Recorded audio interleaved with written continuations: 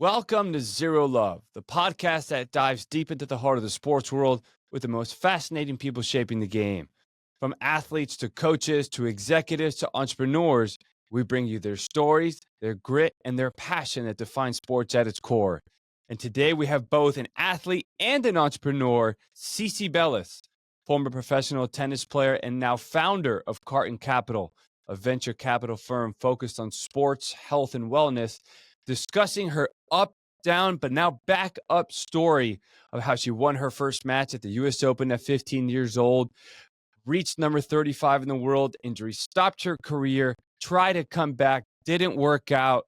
Not an easy thing to deal with when you're as young as she was trying to go through all this, but still, with a great head on her shoulder, she found herself in the finance world now as the founder of Carton Capital. So let's get into this incredible and inspiring story. I'm JYO Bona. Let's get into Zero Love. Welcome to the show. Welcome to Zero Love. Thank you. Yeah, appreciate you having me. So I thought it would be really funny if I shared a story here. You're not going to know this story because we've never actually met before. We know a lot of the same people. But so last year, so I was in a period where I was trying to figure out what I wanted to do with my life.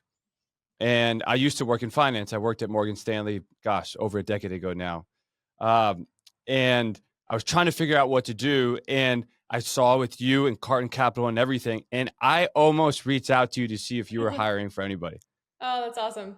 Yeah, because I go through this push and pull of just like, do I go back to the finance world? Because I was tired of traveling. Like I just hit a point where I'm like, I need a break. And so like I love finance, but sometimes I'm like, I love tennis and I just don't know quite what to do. So that's so I've been following your story and everything. So that's why for me it's so cool that I would get to have you on the show.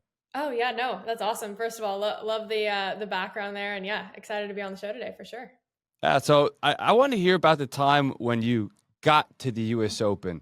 You know, something that a lot of people don't know about is how you earned that spot in the first place. So how did you get to be at the US Open at 15?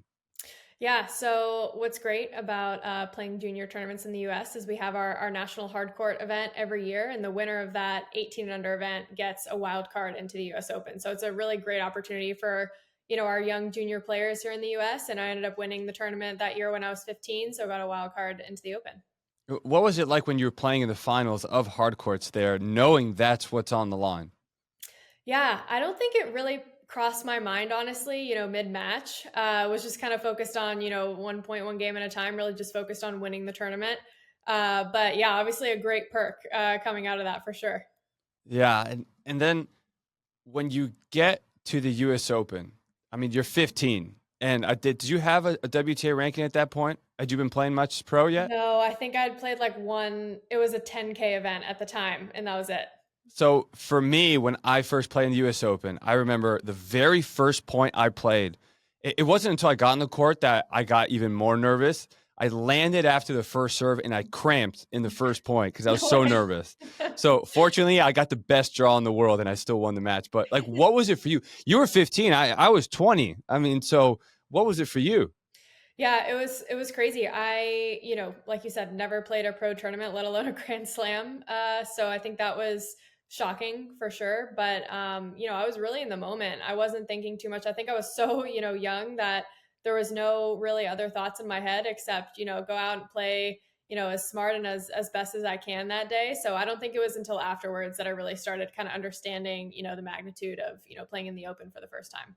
And I mean, obviously, like we're excited to be there, but I wonder, most players, there's a small part of them that hopes for a good draw, for a first welcoming match where, okay, you got a shot, but you walk in 12th seed, Dominika Cibulkova, finalist at the Australian Open. I mean, are you like, oh God, all right, well, here we go. Let's see what happens. What was that when you first saw the draw? Yeah, I remember when I first saw it, I was still training at home before I headed to New York because the draw comes out so early. And yeah, I just remember saying, hey, this is going to be a really fun experience and a great opportunity, and didn't think much of it. Just, that I was going to go out there and have a good time and enjoy the experience. And, ended up being really enjoyable for sure.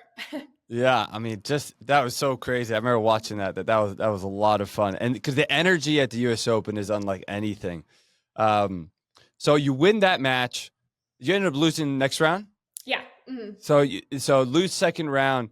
But what is it like for you after that? Does it change the way you approach things? Are you thinking differently with your pathway? Did you feel more pressure? Because now there's definitely more attention on you now. But how did that feel for you? Yeah, I definitely felt more pressure. Honestly, even going into the second round of the tournament, I really didn't have much downtime. It was all press and media was, that was taking up my entire off day. And, post match, I was exhausted by the time I made it to the second round. And then, post tournament, definitely felt a little bit more pressure. I think, I kind of got over it in a couple months, but for those few months afterwards, I think, putting more pressure on myself than I needed to. Even playing, lower level pro tournaments like ITF pro circuit tournaments, I was putting a ton of pressure on myself, but yeah, went with time. So it wasn't too bad. That's something that's not talked about a lot, which is the media stuff and all that. Is any of that stuff, because some of it is mandatory and others not, is that something that maybe looking back as you started to play more, there were things that you were like, okay, maybe I could have said no to that or no to this and managed it a little bit better? Obviously, there's no way at first, but Yeah, it was tough. There was so much going on after that first match that, I wasn't really sure what was mandatory and what wasn't mandatory. And most of it is mandatory. Like if you get asked to do something, you kind of have to do it. If it has some relation to the tournament. So especially, post match, press, everything like that.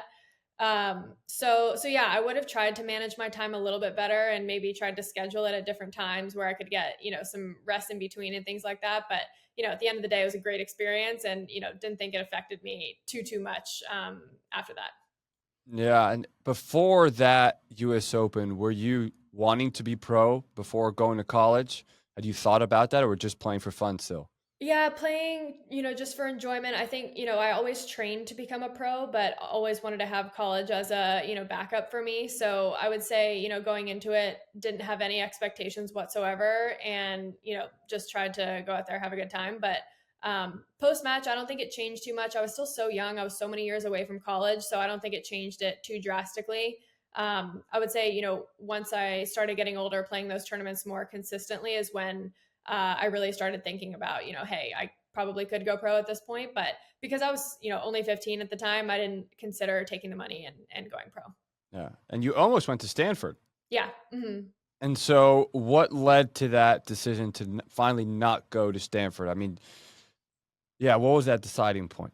Yeah, so I had a ranking goal in mind. So I felt like if I hit top 100 before going to school, then I felt like that was a good, kind of, uh, I guess, check mark to hit before turning pro. So yeah, when I was, I think it was the year before I was going to be attending Stanford in the fall, like about a year exactly before I got to be top 100 and decided it was time.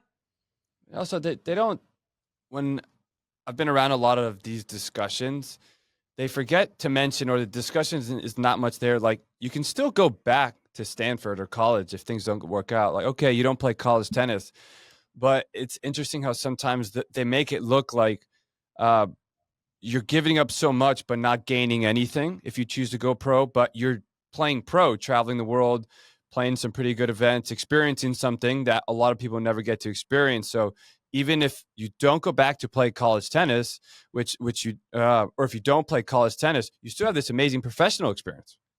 Absolutely. Yeah, I think, that's what I was thinking of. And, I was able to complete my degree online through the WTA's partnership with IU. So was super happy to, continue my education with that. And I knew that I wanted to do it immediately when I turned pro. I didn't want to stop my education.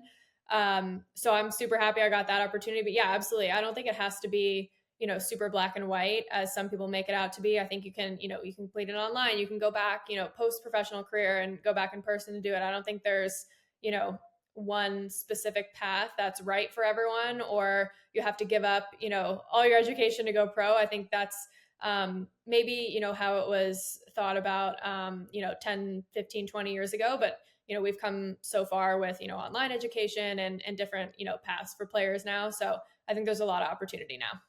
And when did you start the Indiana University? Were you on tour playing? Yeah, so I started it actually when I would have gone to Stanford as a freshman. So I completed it in 4 years from, pretty much when I would have gone initially at 18. Okay. And what was that experience like? Because you're studying while traveling and playing. So in a way, was that good? Because sometimes there can be so much downtime when you're on the road. What was that experience like? Yeah, I loved having something else to think about, especially, like you said, downtime while traveling, even downtime like during tournaments, at the end of the day, post matches, you're recovering, you spend a lot of time alone and a lot of time, off the court. So I think, it was a great kind of like other something to focus on that you can be successful in outside of tennis and outside of kind of like day to day training. So yeah, I really enjoyed it. I had a great time doing it. I didn't think it was too stressful to have that alongside of playing pro. And yeah, I'm super grateful that I had that opportunity to do that. Was there Wi-Fi on the plane when you were traveling? Yeah, there was. Ah, well, because I mean, it's better than ever now. So I guess where Yeah. you were able to study on the plane and do some stuff there. Yep, totally. And even if there wasn't, you can still do some downloaded reading on the plane and things like that.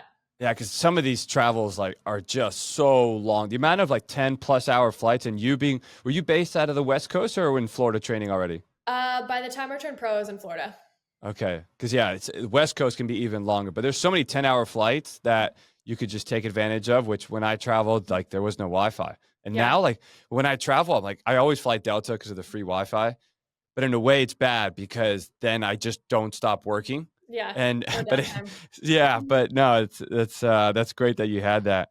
And so obviously you get to a point where after a couple years playing on tour, injuries start to come in.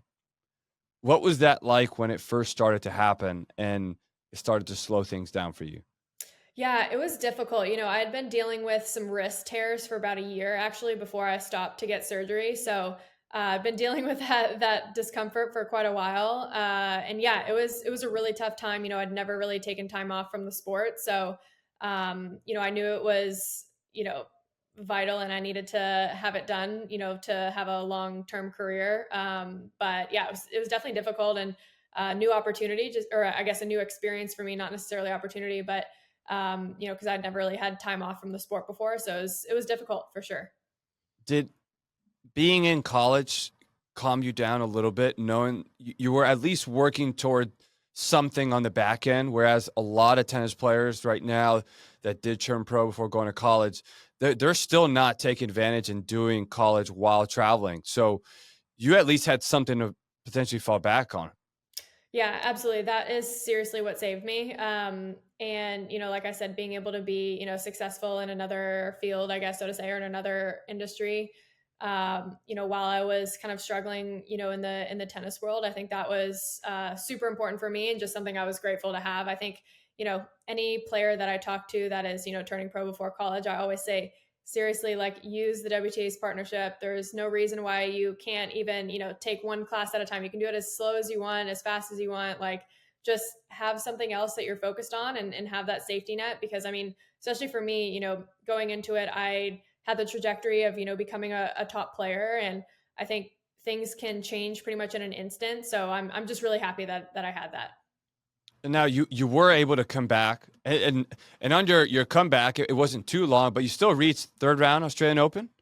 Yeah. And so you had hope, right? You're like, oh, I'm getting it back. I mean, were you feeling good physically even at the Australian Open there?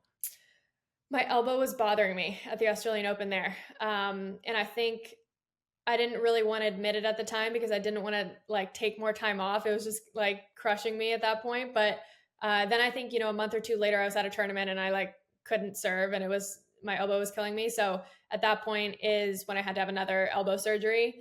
So yeah, it was really tough. I finally made it back and finally was, getting matches under my belt and starting to feel good. And then, kind of immediately was, in pain again. So that was really tough. I think, coming back and then kind of immediately, getting pushed back. But yeah, all, character building for sure.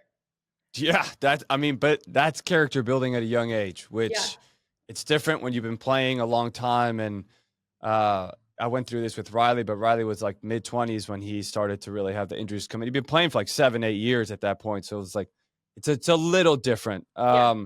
a lot harder for sure when you're young. And what was that moment like when you finally said, you know what, I think this is it. I just can't do it anymore. Yeah, it was a long time coming, I would say. What was so funny, and like I laugh about it now, is I stopped playing in, I think it was April of 2020, or I actually can't even remember the year, honestly. Um, but yeah, it was really rough. But since January of that year, I had been training full out, but not serving. Like I could go out and have a full practice and then just not hit serves at the end because the serves would still bother me. And I was doing everything in the gym like normal, like everything was completely fine. And so 4 months into it, my elbow wasn't really improving. I'd gotten another surgery, I think at the end of the previous year. And I was just like, hey guys, like I'm going to give myself a date of like, it was actually my birthday. And I was like, if I don't, feel good by this time, I'm going to, take a new path. I was graduating from IU at that stage too. That was like a month before my graduation. And I was like, let me try something else if I don't, feel good by this stage. So, I had a few months to kind of mentally prepare. It wasn't just like a day where I was like, okay, I'm done. Which I think was good. But yeah, it was a long time coming. It was rough. It's honestly funny looking back. I literally spent 4 months training full out, just not hitting serves. So that was it's funny to look back on now. That's brutal. That's worse because you're like, I'm fit, I can hit. Gosh, I'm right there, but you're still so far away. Yeah. I mean, For sure. and oh my gosh, and then you're training without like real purpose, like, 'cause you just don't Yeah. know when. Mm-hmm. That's hard. Yes, it was mentally draining for sure. And, each time I would get to a progression with serves where I would, be at, 50, 60%, and then it would start bothering me. It was always those days I would be, so worried. I was like, oh gosh, is it going to hurt today? Am I going to feel it doing this? I've made so much progress. I've done the progressions. Like today's the day, and it would be a letdown, every couple of weeks when I would get there. So it was mentally super draining. By the time April came around that year, I was ready to try something new. Gosh, and so it was on your birthday you decided? Yeah, funny enough. Happy birthday. Yeah, I would honestly, it was not super upsetting the day that I stopped playing because I had time to kind of compartmentalize and I knew that it was coming. So it wasn't like I'm done, this is it type of thing. I'd known that it was coming. Yeah, we'll dive a little bit more into your current business right now. But when you started this firm, is there a part of you that wanted to look back and be like, all right, is there any type of health thing or surgery or anything or new thing that we can invest in that could fix this? I mean, have you found anything that maybe, because I think that's changed a lot. Like in 10 years, some of the advancements. I ask a lot of people that have dealt with injuries, like, is there anything new that could have helped you, or like still nothing yet? Yeah, my injury was strange. It was like bone spurs in my elbow that kept growing back. And so there wasn't something recovery wise or surgery wise that I could have done differently, which kind of sucked. But I mean, there's countless different recovery type or injury prevention and management companies that we see that are super interesting. And honestly, a lot of the things that we look at from a company and investment perspective, I would have or have used as an athlete and during my training. So I think that that's certainly a perk of looking at those spaces. Yeah. And one of the recent podcasts, we had Launch Break on, the founders of Launch Break. And so we were talking about with them on how a lot of athletes struggled with their identity when they first stopped. But I was curious with you because you were studying. So and I heard on a different podcast that getting into venture capital was something that was already on your mind when you were young. So did you struggle with your identity, or you kind of had somewhere you wanted to go when you were done anyway? Yeah, I was very interested in venture from a young age growing up in the Silicon Valley. So I knew that, whether it was post Stanford or post professional career, I wanted to get into venture. So it was kind of a perfect, combination for me when I got the opportunity at the sports tech focused venture firm when I initially stopped playing. So yeah, it was something that had been on my mind for a while. I'd been interested in it for a while. So post academic, undergrad degree, got the opportunity, and then immediately kind of was excited about it and felt like the, kind of hole in my heart from the competitive tennis was being filled for sure. So yeah, got really lucky with that. And so what was your first experience like then, where you finally have to sit down in a chair for quite a few hours a day? It was hard for me at first. I'm like, I need to kind of move around. What was it like for you to be like, all right, like this is my life now? And what was that experience at that first job? Yeah, great experience. Oh my gosh. It was like my first office experience. So was, like you said, it took a bit of a transition period, just getting used to like sitting from 9 to 5. But, honestly focused on working out beforehand and was always been really interested in, health and wellness and fitness outside of that. So didn't feel like um, I didn't feel like jittery because I had so much like pent up energy, I guess. I like, always focused on working out before and being super healthy. So I think that was something that helped a lot with that. But yeah, it was a really great experience overall. Again, first like normal office work experience. And yeah, I loved it. And so, when did it get in your mind that you wanted to start your own firm? I would say like early 2023. I started kind of to get the itch, saw the opportunity in the space, wanted to build something on my own. And yeah, and then I think it was July of that year, I left the firm and in August launched Carton. And I'm going to take a step back because I thought of this. I'm curious at your experience. I feel like a lot of tennis players struggled with this because for most of their life, I mean, tennis is such an individual sport that even though there is another coach, well, there is a coach and they're running the practice for the most part, especially as you become a pro, your input starts to get in there a lot more. They value your input. You talk it out a lot more. You talk about practice plans. How do you feel? You're a lot more involved in the day-to-day process. You might not have the final say, but you got a lot to say, right? But now you moved into a company where you don't have that control. It was a very interesting learning experience for me to learn to keep my mouth shut when I either didn't want to do something or I disagreed with something. What was that for you to finally just be like, all right, this is somebody else telling me what to do completely?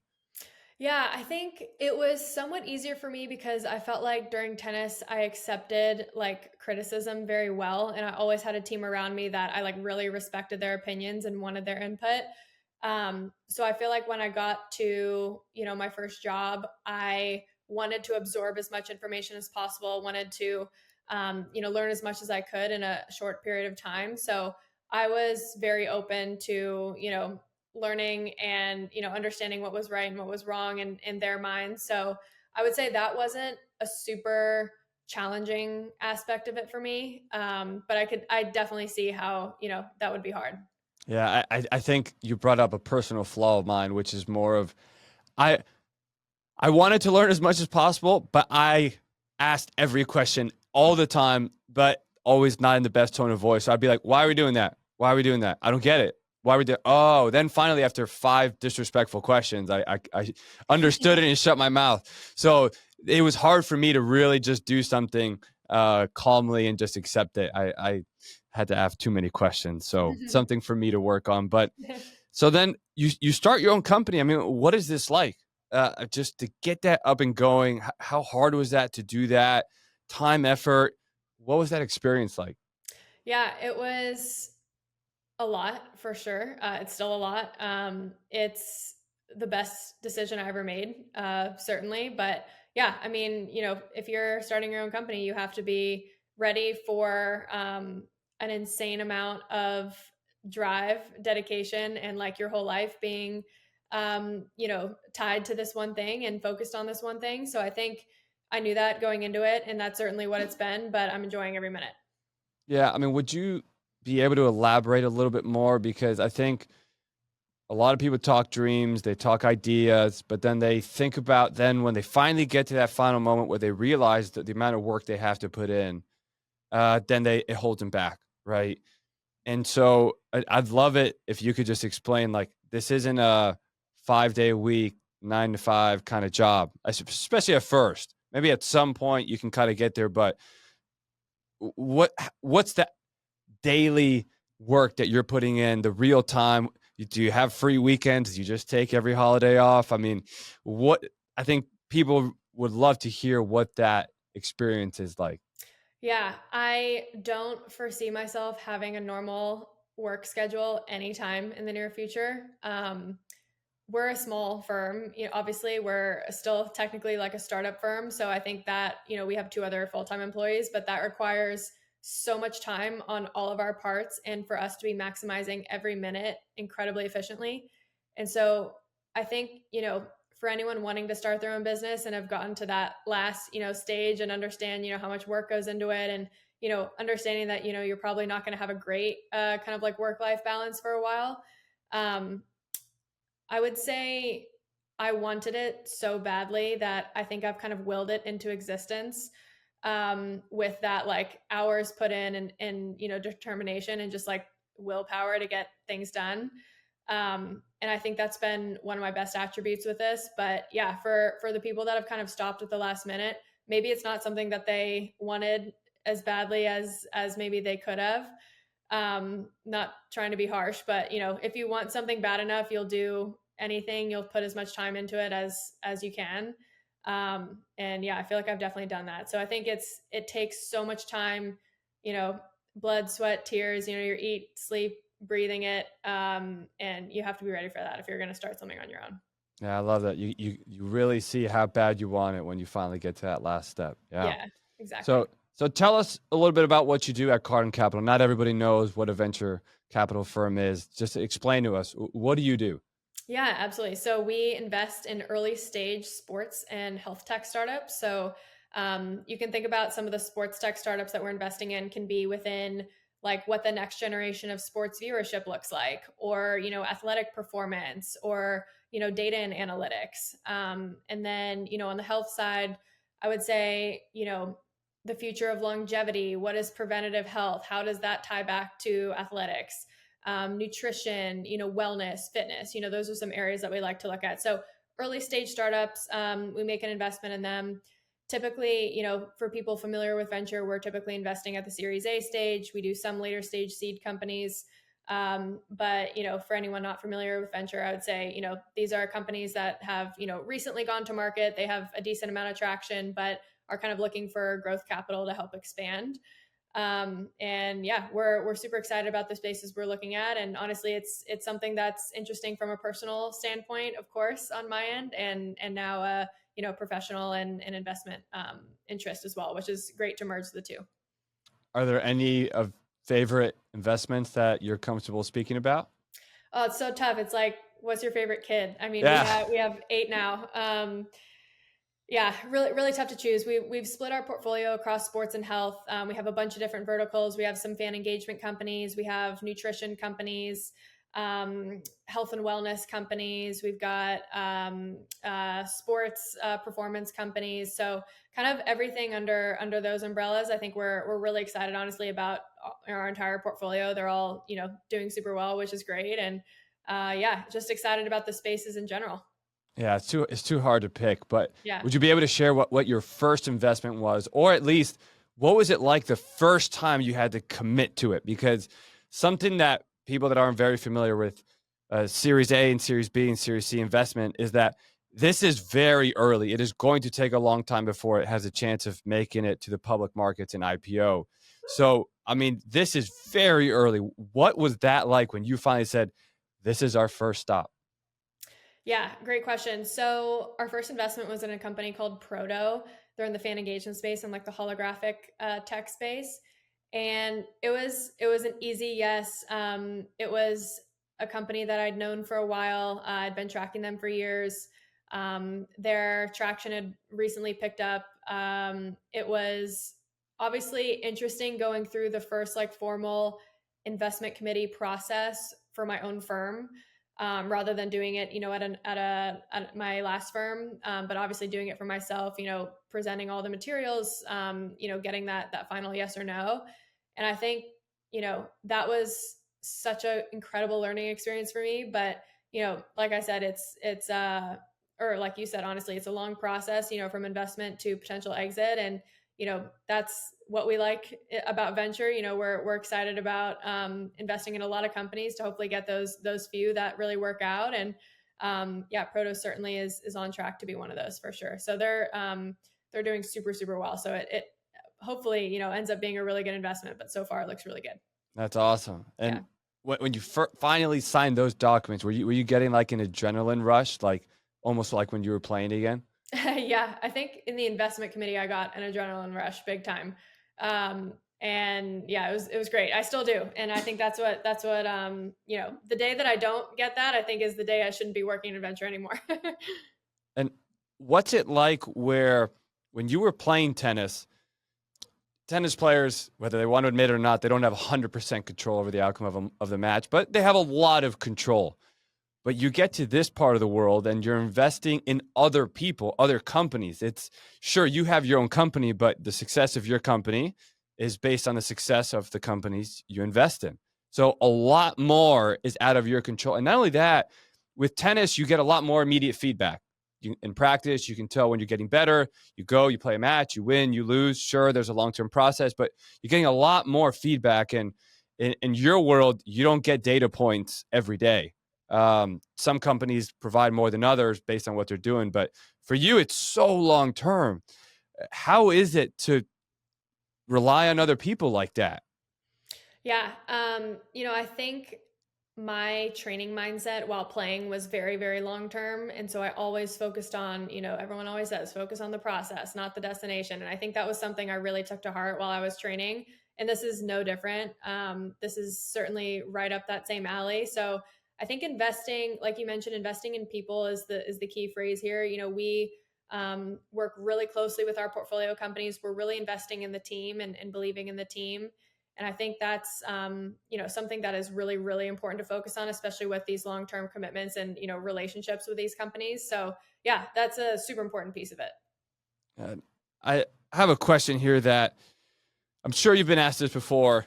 I wonder if you've been asked this so much you're getting a little tired of it, but it's not like you're the oldest founder of any company at that point. And frankly, you're in rooms where you're probably the youngest. You're still the youngest. You've been the youngest, and still for a little longer, probably be the youngest still. That's not easy for a lot of people to feel that confidence to walk in the room and speak like they know what they're doing when there's a lot more people that they might have the years of experience, but you know what you're talking about too. Did you ever have any doubt or just kind of have to coach yourself through that at first? Yeah, like imposter syndrome, for Yeah. sure. I think everyone goes through that, and I think that's super normal. Tennis certainly trained me to handle those situations well and handle those kind of pressure moments well. So definitely, you know, take my tennis learnings into those moments. Yeah. So, you know, your tennis had a lot of ups and downs, but since you kind of moved on from tennis, it seems like everything's been going great in the business world. But anyone who's worked really hard and achieved a lot knows there's no straight line to the top. What has been the most difficult thing that you've encountered as you've been doing all this that you were not expecting? Yeah, so that's a really good question. I think not necessarily like the time that goes into everything, but just um, the little things that you would have never thought of that go into building a company, building a firm, whether it's like on the administrative side or different like relationships, and things like that. I think that has been something that has been such a great like learning experience for me to understand.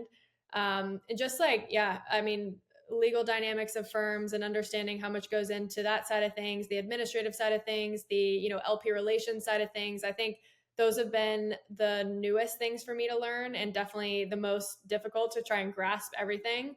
But again, super enjoyable and really, really learning a lot each time I go through different, experiences in those areas. But yeah, definitely something I didn't see coming was just the time commitment on the administrative side of things.